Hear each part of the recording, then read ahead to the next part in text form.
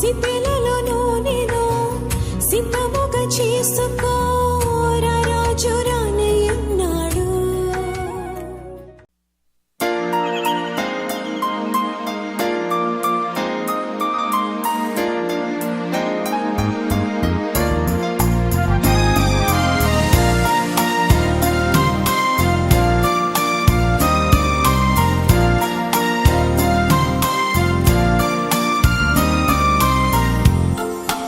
అయితే రక్షణ ఆశిస్తున్న మనకు అది దేవుని శక్తి. సిలువనగా శక్తి. సిలువను ఎప్పుడు మనం ధ్యానం చేసినా మనకు తెలియకుండా ఒక శక్తి మనలోకి వస్తుంది. అదే సిలువ శక్తి అన్నాడు. ఎందుకంటే ఆ సిలువను మోసింది ప్రభువైన యేసు. ఒక సందర్భంలో తెలియని రీతిగానే ఒక యవనస్తుడు ఆ సిలువను మోయటానికి ఒక అవకాశం ఇచ్చాడు దేవుడు కదా. సిలువనగా శాపగ్రస్తమైన దానికి ఒక గుర్తు అన్నాడు. సిలువ అంటే ఏదో మంచి అందరూ సంతోషించదగిన వస్తువేం కాదు. ఇప్పుడంటే మెడలో వేసుకుంటున్నారు కదా, కొన్ని పవిత్రమైన సింబల్స్గా వాడుకుంటున్నాం. మనం వివాహ వ్యవస్థలో కూడా సిలువను వాడుకుంటున్నాం. చాలా ఉన్నాయి. కానీ ఆనాడు సిలువ అంటే ఒక శాపగ్రస్తమైనటువంటి అంశం. మనం విన్నాం. ఇప్పుడు సిలువ మరణం అంటే అది యావజ్జీవ కారాగార శిక్ష విధించడానికి కూడా అవకాశం లేనటువంటి వాడు ఎవడైనా ఉన్నాడంటే అతనికి వేసే శిక్ష సిలువ శిక్ష. మ్రాను మీద వేలాడబడిన వాడు శాపగ్రస్తుడు, బైబిల్ చెప్తాం. అటువంటి శాపగ్రస్తమైన సిలువను ఒకరోజు ఒక యవనస్తుడు ఆల్ ఆఫ్ ఏ సడన్ అతను అనుకోని రీతిగా ఏం చేశారు తెలిసిన, ఆయన సిలువను మోయుటకు అతనిని బలవంతం చేసిరి. సిలువను మోయటానికి బలవంతం చేశారు. అదొక అవకాశం దొరికింది అతనికి సిలువను మోయటానికి. సిలువను మోయాలంటే ప్రియులరా, దేవుని వెంబడించాలంటే అంతకుముందు దూరం నుంచి వెంబడిస్తున్నాడు క్రీస్తుని. అతడు ఎందుకు వచ్చాడు అక్కడికి? యెరూషలేముకి అతను పస్కా పండుగను ఆచరించడానికి వచ్చాడు. అంటే పస్కా పశువును వధించినటువంటి పస్కా పశువును అనుభవించటానికి ఆ పస్కా బలి పశువును చూడడానికి వచ్చాడు. కానీ అతనికి దొరికిందేంటి తెలిసిన, ఆ పస్కా బలి పశువు అక్కడే ఉన్నాడు, గొర్రెపిల్ల. ఆయన దగ్గరికే రావడం జరిగింది. ఎంత అదృష్టవంతుడు ఇతడు, కురేనీయుడైనటువంటి సీమోన్. వాళ్ళ తల్లిదండ్రులు గొప్ప పేరుగాంచినటువంటి వాడు. అతడు రూపునకును అలెగ్జాండర్నకును తండ్రి. ప్రియులరా, ఇతను పరిస్థితి మనం గమనిస్తూ ఉంటే దేవుణ్ణి దూరం నుంచి చూడాలనుకున్నాడు, కానీ అతనికి దగ్గరలోనే దేవుడు దొరికాడు. వెళ్తా ఉన్నవాడిని పిలిచి అతన్ని బలవంతం చేసి కదా. చాలామంది క్రీస్తుని దూరం నుంచే చూస్తున్నారు, దగ్గరకు రావటానికి ఇష్టపడలేదు. ఇతడు ఏం చేశాడు? చివరికి దేవుడు పిలిచాడు. దేవుడు పిలిచి ఆ రోజున కురేనుడి సీమోన్ ఏం చేశారు? బలవంతం చేశారు సిలువను మోయటానికి. ఇప్పుడు క్రీస్తు ప్రభు మనల్ని బలవంతం చేయట్లా. దేవుడు మాకు ఇచ్చిన బాధ్యతను బట్టి సువార్త బోధిస్తాం. ఆనాడు దేవుడు బలవంతం చేశాడు సీమోన్ని సిలువ మోయటానికి బలవంతం చేశాడు. కానీ ఇవాళ ప్రభు ఏం చేస్తున్నాడు? ప్రభు చేసేది ఏంటంటే ఆయన నిన్ను పిలుస్తున్నాడు. జీసస్ కాలింగ్ యూ అంటాడు. బలవంతం చేసే క్రీస్తు ఇప్పుడు ఏం చేస్తున్నాడు? మనల్ని పిలుస్తున్నాడు. రండి నా యొద్దకు, భారం మోసుకుంటున్నారా? నా యొద్దకు రండి, నేను విడిపిస్తా మిమ్మల్ని అని దేవుడు పిలుస్తున్నాడు. ప్రియులరా, మరి ప్రభువుని దూరం నుంచి వెంబడిస్తావా, ప్రభువుని దగ్గరగా వెంబడిస్తావా అనేది మనం ఆలోచన చేయాలి. ప్రియులరా, దేవుడు చేయలేని పనులు మనతో చేయిస్తాడని, ఇతరులు చేయలేనటువంటి పనిని మనం చేయగలిగేటట్టుగా చేస్తాడని 4-5 చక్కని వివరణాత్మకమైన పాయింట్లు మనం విన్నాం ప్రియులారా. మంచి ప్రసంగాన్ని మనం విన్నాం. ఇతడు ప్రభువు మోసినటువంటి ఆ బరువైనటువంటి కొయ్య సిలువను తను మోసాడు ప్రియులారా. ఆయన మోసిందంతా కొన్ని క్షణాలు మోసి ఉంటాడంతే. యేసయ్య సిలువను కురేనీయుడని సీమోను కొన్ని క్షణాలు మోస్తే ఆ సీమోని యొక్క పాపములను జీవితకాలం మోసాడు దేవుడు. చప్పట్లు కొట్టాలి ఇప్పుడు.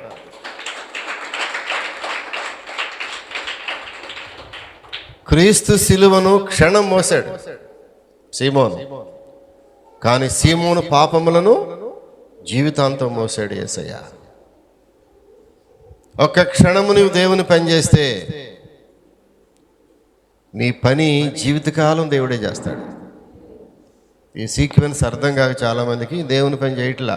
దేవుని పని ఎంతమంది ఆదివారం వచ్చిందంటే స్వచ్ఛందంగా దేవుని పని చేయటానికి నువ్వు పూనుకోవాలి. పని చేయుటకు పూనుకొనము నెహెమ్యా అంటాడు దేవుడు. ఈ పని చేయుటకు పూనుకొనము. పూనుకున్నావా దేవుని పనికి ఎప్పుడన్నా? ఏమా ఎప్పుడైనా దేవుని పనికి పూనుకున్నావా? దేవుని పని చేయటం అలవాటు లేదా నీకు?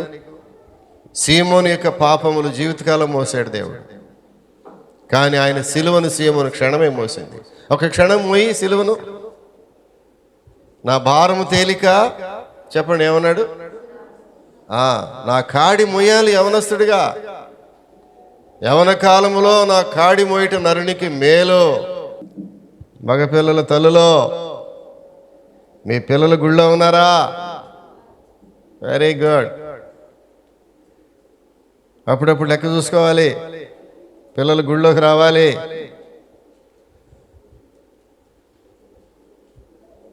సాతాను గర్జన సింహం వలె మృంగుదామని చూస్తున్నాడు యవనస్తుల్ని. వాళ్ళ మందిరంలో రావాలి. దేవుని కాపుదల వారికి కావాలి, దేవుని నడిపింపు వారికి కావాలి. చిన్నపిల్లలైనా, విద్యార్థులైనా, పెళ్ళిళ్ళైన వాళ్ళైనా ఆదివారం వచ్చిందంటే నీ కొడుకు ఎక్కడ ఉండాలి? మందిరంలో ఉండాలి. లేకపోతే నువ్వు చేయాల్సిందేంటి?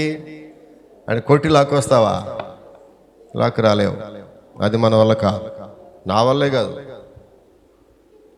ఒక కుర్రాడిని కొట్టి లాక్కు రాగలవా దేవుని మందిరానికి? అమ్మా లాక్కు రాలేవు.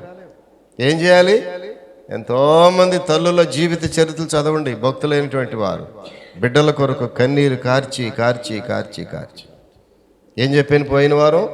ఆ తల్లి కన్నీటి ప్రవాహంలో బిడ్డలు కొట్టుకురావాలి మందిరంలోకి. ఇవి నేర్పపోతే మందిరం, దేవుని ఆలయంలోనికి వచ్చిన ఒక తల్లిగా నీవు ఈ సత్యాలు గ్రహించకపోతే కేవలము నీతోనే భక్తి పరిమితం అయిపోద్ది. కుటుంబంలో అవ్వకూడదు అలాగా. నీ భక్తిని బిడ్డలకు వెళ్ళాలి. నీలో ఉన్న చెప్పండి, నీలో ఉన్న ఈ దేవుని భక్తి విశ్వాసం ఎక్కడుందంటే మొదట నీ అవ్వైన లోయలో, తర్వాత నీ తల్లి అయిన యునీకిలో, ఇప్పుడు అది నీలో నువ్వు వసించుతున్నదని నేను రూఢిగా నమ్ముచున్నాను అంటాడు. ఈ భక్తి ఎక్కడి నుంచి వచ్చింది తిమోతికి? వాళ్ళ అమ్మమ్మ, తల్లి కదమ్మా, వాళ్ళ అమ్మమ్మ ద్వారా వచ్చింది. అమ్మమ్మలో మనవాళ్ళకి మనవరాళ్ళకి భక్తి నేర్పడానికి సిద్ధపడాలి. అమ్మమ్మల నుంచి ఎక్కడికి వచ్చింది? యునీకీలోకి వచ్చింది తల్లి. అమ్మమ్మ భక్తి తల్లిలోకి వచ్చింది, తల్లిలో ఉన్న భక్తి తిమోతిలోకి వచ్చింది.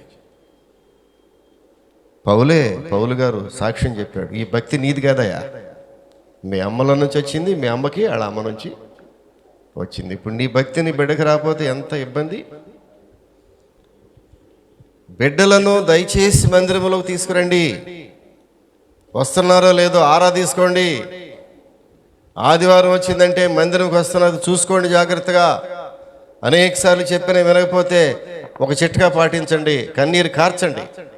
బిడ్డల కోసం కన్నీరు కార్చండి. ప్రార్థన వినడా దేవుడు? 23వ వచనం, నేను మీకు అప్పగించిన దాన్ని ప్రభు వల్ల పొంది తిని. ప్రభు అయిన యేసు తను అప్పగించబడిన రాత్రి ఒక రొట్టెని ఎత్తుకొని కృతజ్ఞతాస్తుతులు చెల్లించి దాన్ని విరిచి, ఇది మీ కొరకైన నా శరీరం, నన్ను జ్ఞాపకం చేసుకుంటకై దీన్ని చేయుడని చెప్పాను.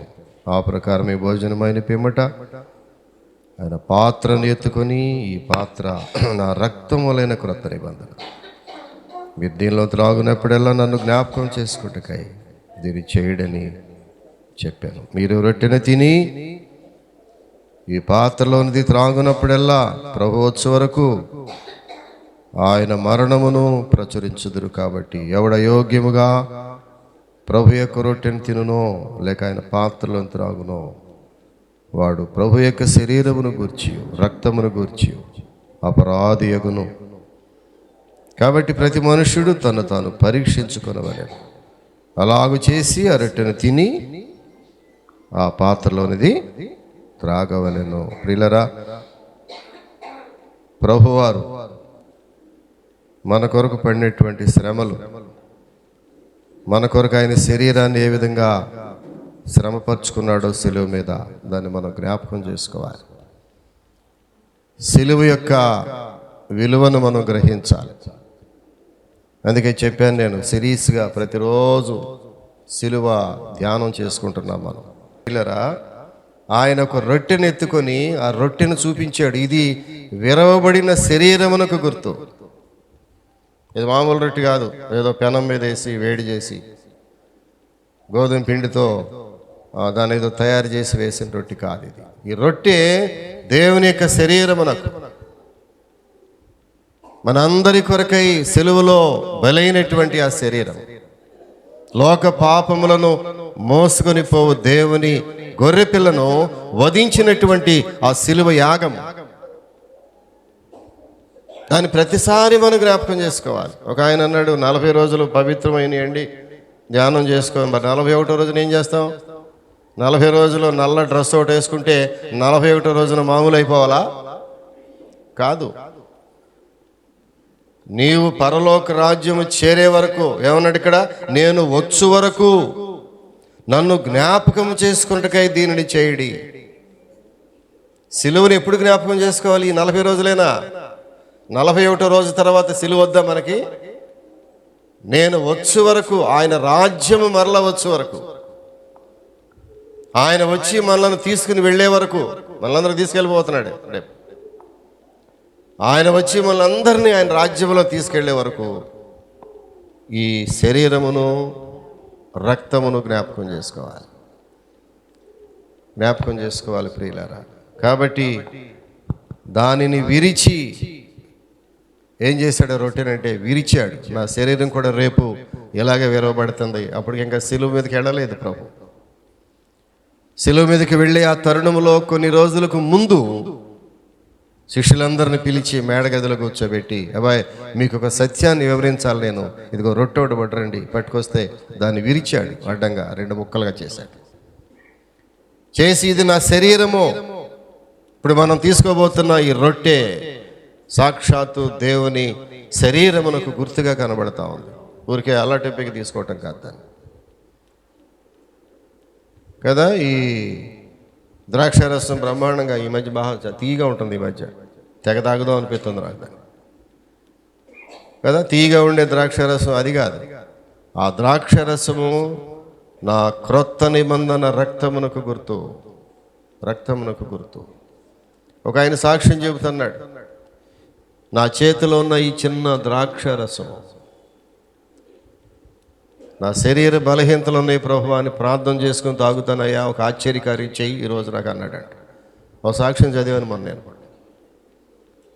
చెన్నై పట్టణంలో ఇట్లాగే ప్రభురాత్రి భోజనంలో ద్రాక్షారసం ఇస్తా ఉంటే ఆయన తాగుతూ ఓ ప్రార్థన చేశాడంట, ప్రభువా నా శరీరం అంతా బలహీనతగా ఉందయ్యా, చాలా మందులు వేసుకుంటున్నాను తగ్గటం లేదు, మరి ఏమీ జబ్బు ఉందో తెలియదు మనకి. ఆ ద్రాక్షారసం ఎప్పుడైతే త్రాగాడో దేవుడు అద్భుతకరమైన కార్యం చేశాడు. శరీరములు అంతకు ముందున్న బాధ అంతా తొలగిపోయింది. ఎందుకో తెలిసినా ఆయన విశ్వాసం ఏంటంటే ఈ ద్రాక్షరసము దేవుని యొక్క సాక్షాత్తు ఆయన పరిశుద్ధ రక్తము, సిలువలో చిందించినటువంటి అమూల్యమైన రక్తమును గుర్తు. ఈ ద్రాక్షరసం అనుకుంటే పొరపాటే. యేసు రక్తము ప్రతి పాపము నుంచి మాత్రమే కాదు, ప్రతి రోగము నుంచి కూడా మనల్ని పవిత్రులుగా నయం చేయగలదు ప్రియులారా. అలాంటి యేసు రక్తమును జ్ఞాపకం చేసుకోవటానికి రాత్రి మనం వచ్చాం. పైగా ఈ సిలువ దినాల్లో వచ్చే ఈ మొదటి ఆదివారం కదా, మొదటి ఆదివారం పవిత్రమైంది, ప్రత్యేకమైంది.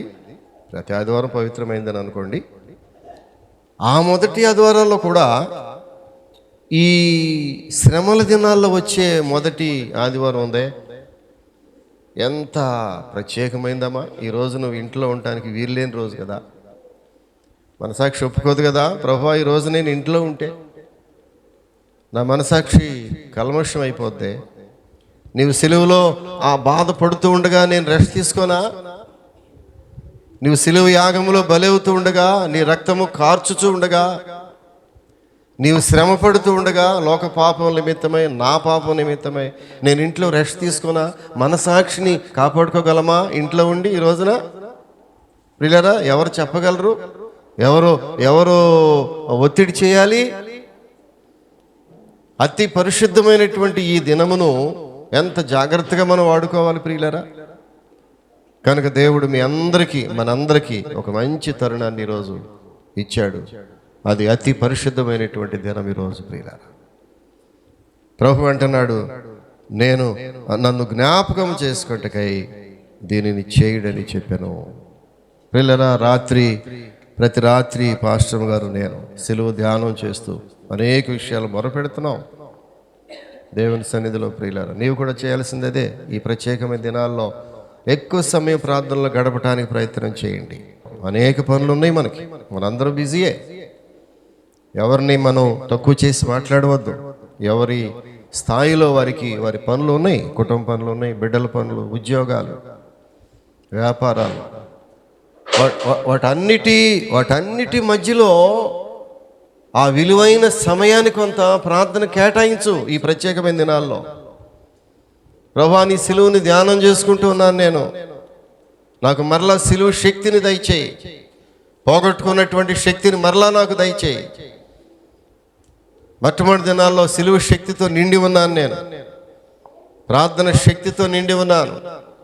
విశ్వాసం ఎంతో లోతైన విశ్వాసం నాలో ఉండేది ప్రభువా, రాను అది బలహీనమైపోయింది భక్తి నా జీవితంలో. అందుకే పశ్చాత్తాపడాలి, ఎప్పుడు సిద్ధపడి ఉండాలి. ఎప్పుడు ఏం జరుగుద్దో తెలియనటువంటి పరిస్థితి. మన జీవితాలు, మన పరిస్థితులు, మన స్థానాలు ఏపాటివి, ఎప్పుడు ఏది సంభవిస్తుందో మనకు తెలియదు ప్రియులారా. దాని అర్థం భయపెట్టడం కాదు, కానీ మనం ఎప్పుడు కడిగిన ముత్యం వలె సిద్ధపడి, ప్రభువా నేను సిద్ధంగా ఉన్నాను,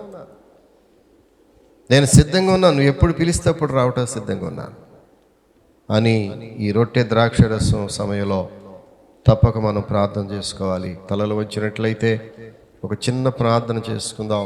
ప్రభువా, కురేనీడైన సీమోను అనుకోని రీతిగా తనేమీ సిలువను మోయటానికి సిద్ధపడి రాలేదు.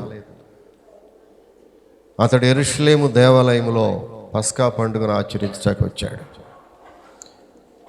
పస్కా పశువును చూడడానికి, పస్కా గొర్రె పిల్లను చూడడానికి వచ్చాడు. కానీ నిజమైన గొర్రె పిల్లవు నీవే అతను కనబడ్డావు. నీ సిలువను మోసే కృప అతనికి ఇచ్చావు. ఒక్క నిమిషం ప్రార్థన చేద్దాం. చాలా వాక్యం విన్నాం, హృదయాన్ని పరీక్ష చేసుకుందాం. ప్రభువా, ఏదో ప్రాముఖ్యమైన దినములో నీ మందిరానికి రావటం అది నీ చిత్తమే. నీ మందిరములో ఆశీర్వాదము దొరుకుద్దని ఆశతో వచ్చాను ప్రభువా. ఈరోజు నీ శరీరమును, నీ రక్తమును జ్ఞాపకం చేసుకోవటానికి వచ్చాను స్వామి. నీ శరీరము రొట్టె ఎట్లాగైతే విరవబడిందో అయ్యా, నీ శరీరం ఆ రోజున నా కొరకు విరవబడింది ప్రభువా. ద్రాక్ష రసము కార్చినట్లుగా ఆ రోజున పరిశుద్ధమైన రక్తమును నీవు కార్చావు నా కొరకు. ఆ సిలువ నిండా రక్తపు దారలు ప్రవహించినాయి.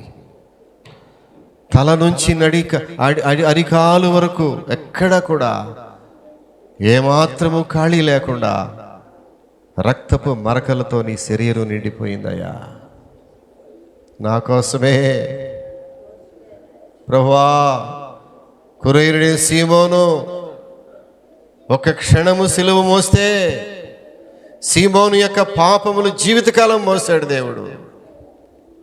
ఆయన సిలువను ఒక క్షణం మోయగలిగితే నీవు, ప్రభువా ఒక్క క్షణము నీ సిలువను మోసే భాగ్యము నాకు దయచేయి.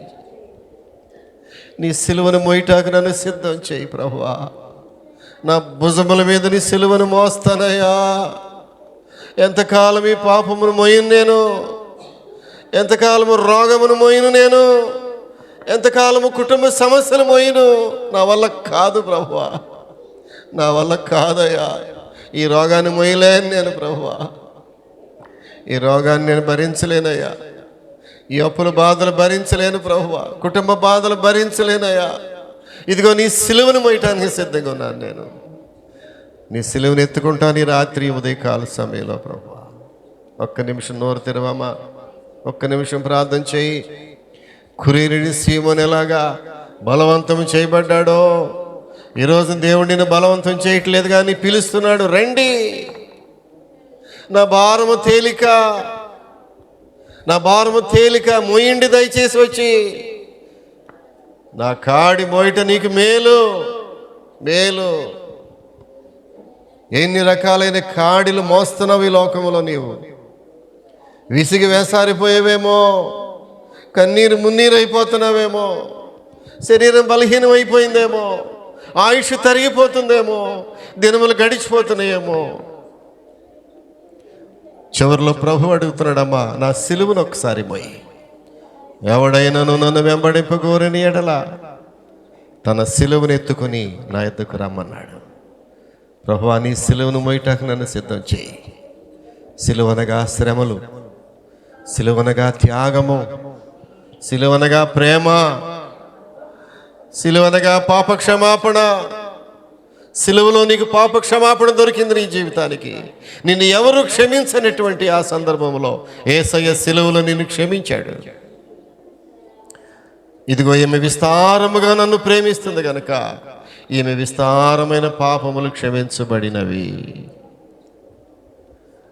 తండ్రి వీరేమి చేయుచున్నారు ఎరుగరు గనుక దయతో వీరిని క్షమించు ప్రభువా. ఎంత క్షమాపణ సిలువలో దొరికింది.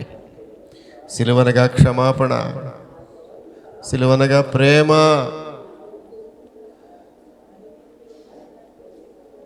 దేవుని ప్రేమకు పాత్రుడిగా నన్ను చేయి ప్రభువా. దేవుని ప్రేమకు నన్ను పాత్రుడిగా చేయి. కొద్ది నిమిషాల్లో మనం పరిశుద్ధమైనటువంటి బలను సమీపించబోతున్నాం. చాలా ప్రాముఖ్యమైన సమయంలో ఉన్నాం. ఈ సమయం వృధా కాదు.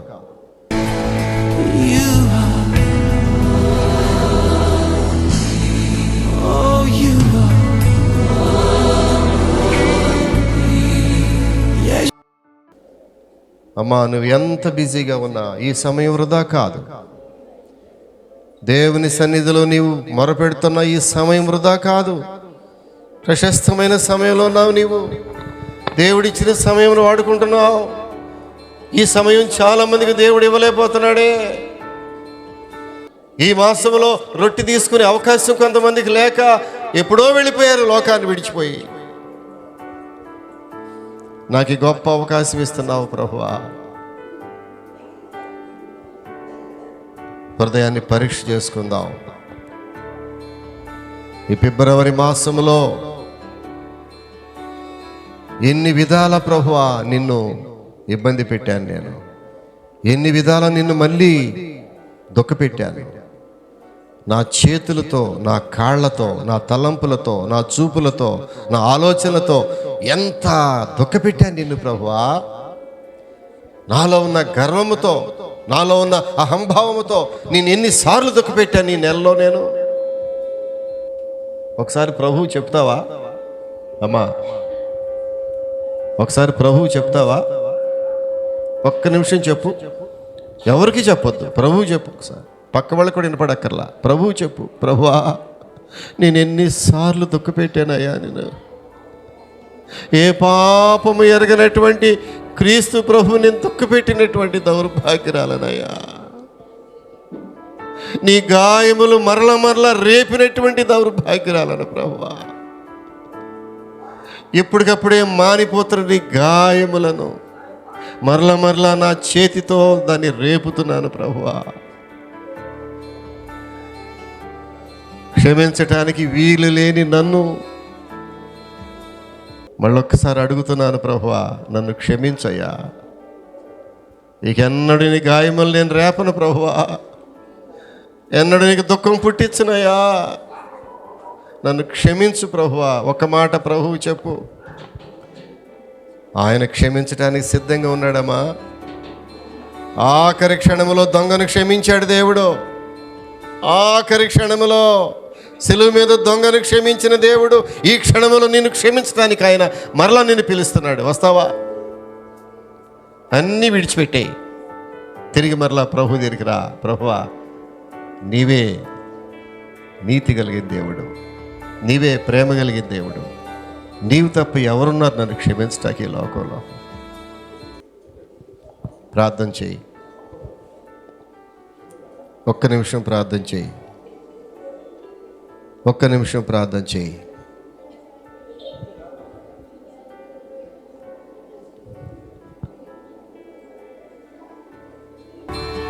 ప్రియులారా,